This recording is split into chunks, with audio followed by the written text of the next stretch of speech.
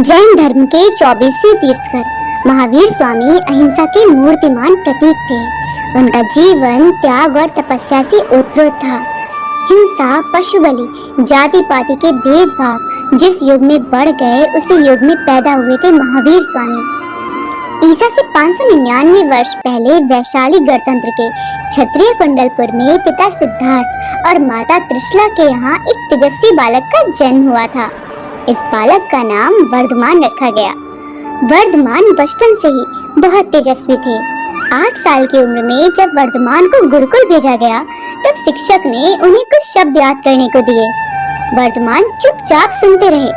कुछ देर वर्धमान को खाली बैठे देखकर शिक्षक ने उन्हें बुलाया और कहा कि वे अपना समय बर्बाद करने के बजाय शब्द याद कर लें। उत्तर में वर्धमान ने सभी शब्द पढ़ दिए।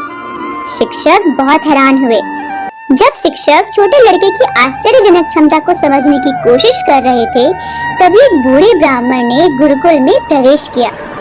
शिक्षक ने उनका अभिवादन किया।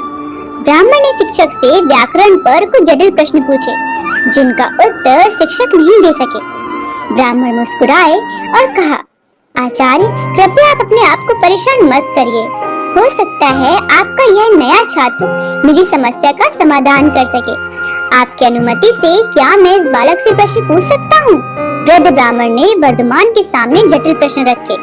नन्हे वर्धमान ने बिना झिझक सही उत्तर दिया। शिक्षक चकित थे और अपमानित महसूस कर रहे थे। ब्राह्मण मुस्कुराए और शिक्षक को अपमानित महसूस न करने के लिए कहा। उन्होंने वर्धमान को भविष्य का तीर्थकर बताया और कहा कि तीर्थकर जन्म से ही अवधि ज्ञान रखते हैं।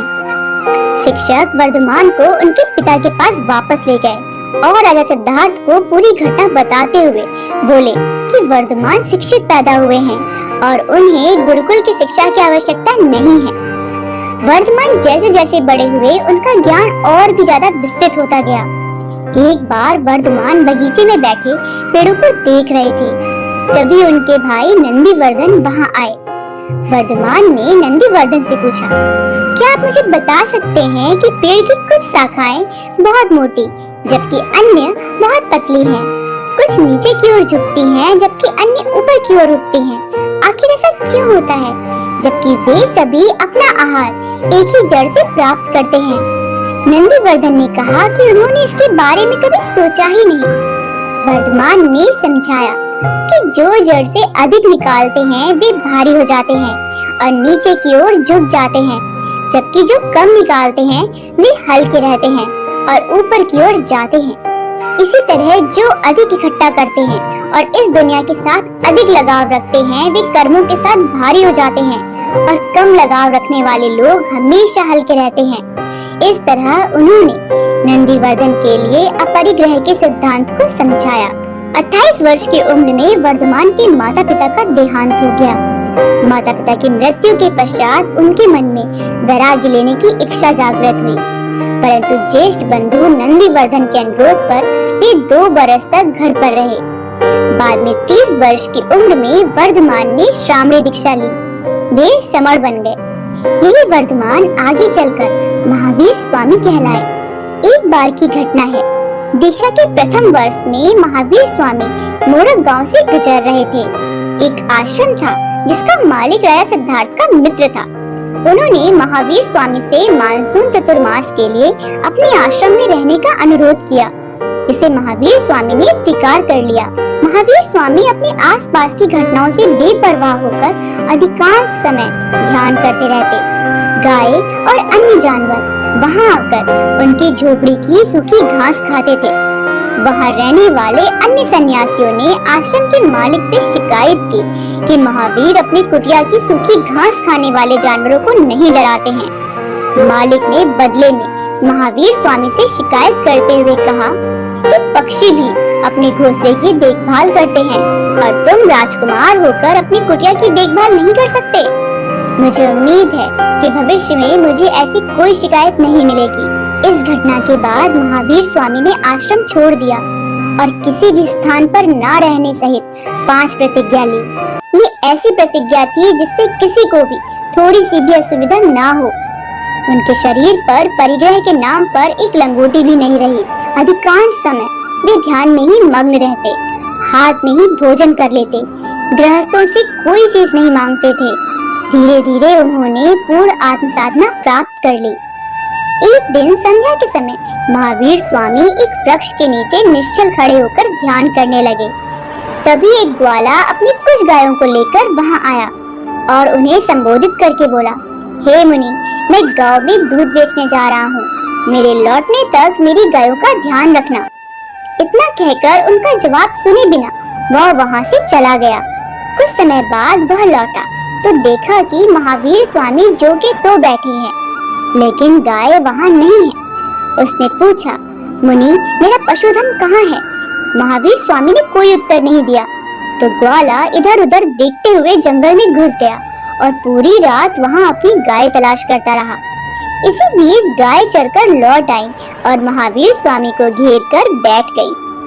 सुबह थका मांदा ग्वाला लौटा तो गायों को वहां देखकर आग बबूला हो उठा और गुस्से से बोला, इस मुनि ने मुझे तंग करने के लिए मेरी गायों को छिपा दिया था, अभी इनकी खबर लेता हूँ।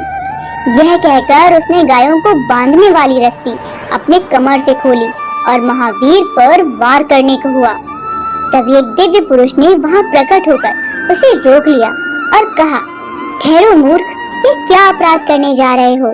तुम बिना इनका उत्तर सुने अपनी गाय इनकी रखवाली में छोड़कर गए, अब पूरी गाय पाकर भी इन्हें दोष दे रहे हो। मूर्ख, ये भावी तीर्थकर हैं। यह सुनकर ग्वाला महावीर के चरणों में गिर पड़ा और क्षमा याचना करके वहां से चला गया। महावीर स्वामी ने 12 साल तक मौन तपस्या की। अंत में 12 वर्ष के कठोर तप के बाद जंबक में रजोपालिका नदी के तट पर एक साल वृक्ष के नीचे उन्हें केवल ज्ञान प्राप्त हुआ। इसके बाद उन्हें केवली नाम से जाना गया तथा उनके उपदेश चारों ओर फैलने लगे। केवल ज्ञान प्राप्त होने के बाद महावीर स्वामी जन कल्याण के लिए अर्धमगधी भाषा में उपदेश करने लगे ताकि जनता उसे भली भांति समझ सके। महावीर स्वामी ने अपने प्रवचनों में अहिंसा, सत्य, अस्तेय, ब्रह्मचर्य और अपरिग्रह पर सबसे अधिक जोर दिया। धीरे धीरे संघ उन्नति करने लगा। देश के भिन्न भिन्न भागों में घूमकर महावीर स्वामी ने अपना पवित्र संदेश फैलाया। उनकी शिक्षाओं से तत्कालीन राजवंश खासे प्रभावित हुए और ढेरों राजाओं ने जैन धर्म को अपना राजधर्म बनाया। बिंबिसार और चंद्रगुप्त मौर्य का नाम इन राजवंशों में प्रमुखता से लिया जाता है, जो जैन धर्म के अनुयायी बने। भगवान महावीर ने 72 वर्ष की अवस्था में पावापुरी में कार्तिक कृष्ण अमावस्या को निर्वाण प्राप्त किया। इनके निर्वाण दिवस पर घर घर दीपक जलाकर दीपावली मनाई जाती है।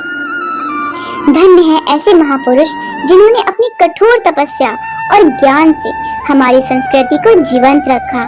उनके दिखाए हुए रास्ते आज भी हमारा मार्गदर्शन करते हैं। मुझे धैर्य से सुनने के लिए धन्यवाद। आपको ये वीडियो कैसा लगा प्लीज कमेंट बॉक्स में जरूर बताएं और अगर मेरा वीडियो अच्छा लगा हो तो प्लीज मेरे चैनल को सब्सक्राइब करना ना भूलें। Thank you.